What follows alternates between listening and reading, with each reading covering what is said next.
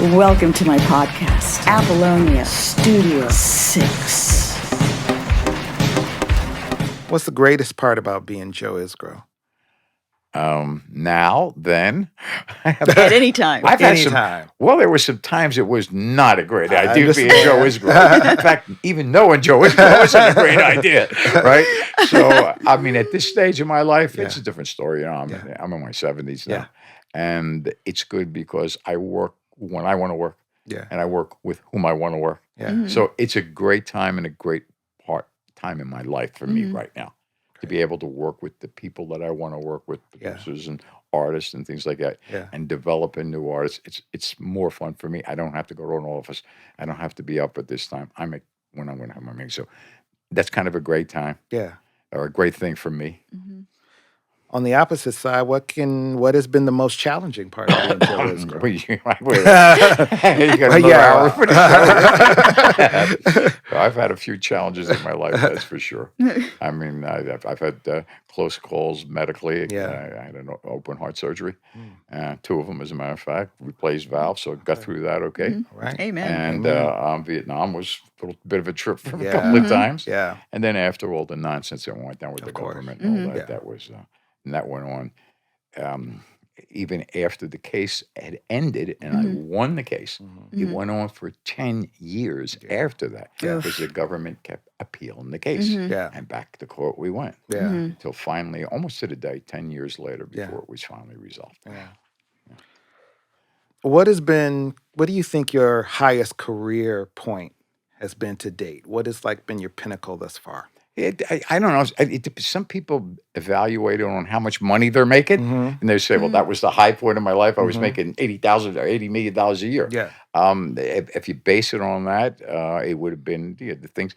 Well, to me, the high point of my career is the ability to put all that together. I mean, it wasn't just promotion. That's what I did, but it was record labels, touring companies, publishing companies, and that was great with the help of a lot of really good people.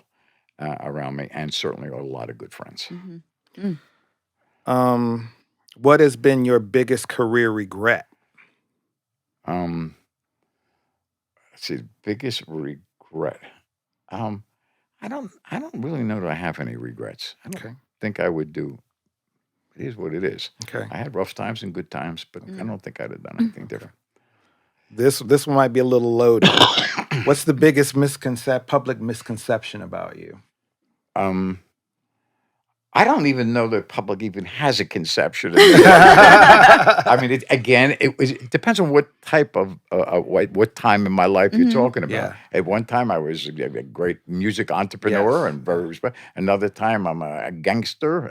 So I mean, it just depends on the time because I've had so many different things in my life going on. It's not just been one thing. So I don't know if that's an acceptable answer to your question. Is the best I can give you. Okay. At this point in your life, would you choose love or money, and why? I'd certainly say love. Yeah, because I was focused because I had no money as a kid. As a kid, it's really difficult for your parents to sell you on the fact that it's better to give than to receive. That was horseshit and applesauce to me when I didn't get a bicycle on Christmas. You know what I mean? So, but later on in life, when I made money and everything was going really well for me, I could appreciate what the meaning of that. It really, because I had everything I wanted. I really did enjoy giving to people I didn't. And love, certainly. I'm caring about somebody because I don't. In my life right now, I'm a single guy. My father said, "You'll walk alone one day," and he was right. So, but it's all good. It's all good. Couple more. What's the craziest rumor you've ever heard about yourself? The craziest thing that you've ever heard about yourself? I think it was in Hitman. Oh. If my memory serves me right, and it really even bothered my mother, because I got a call from my mother. Because at that point in time, I was getting barraged left and right. So in Hitman, it went on to say, and this guy went way out of his way to try to defame my military record and everything. Oh, no. And he had said that, he said, well, I can't Joe Isgro was a decorated veteran, and he was in a lot of combat activity, and here were the things he was in. But it was easy for him because he enjoyed to kill. I mean, how did he say this about a 19-year-old kid that never had a gun in his hand in his life, never had any prior arrest record for anything? I mean, you want to tear me apart, like my mother said, you want to rip me apart, that's fine. But something a guy serves his country, you know that, and that's your responsible. How do you say that about it? I don't know. I guess that was probably one of the things that really kind of, only because it affected my mother. I think. The rest of the stuff she got used to, she didn't pay attention. Yeah. You want official Apollonia merchandise? Visit ApolloniaKotero.store and ApolloniaKotero.com.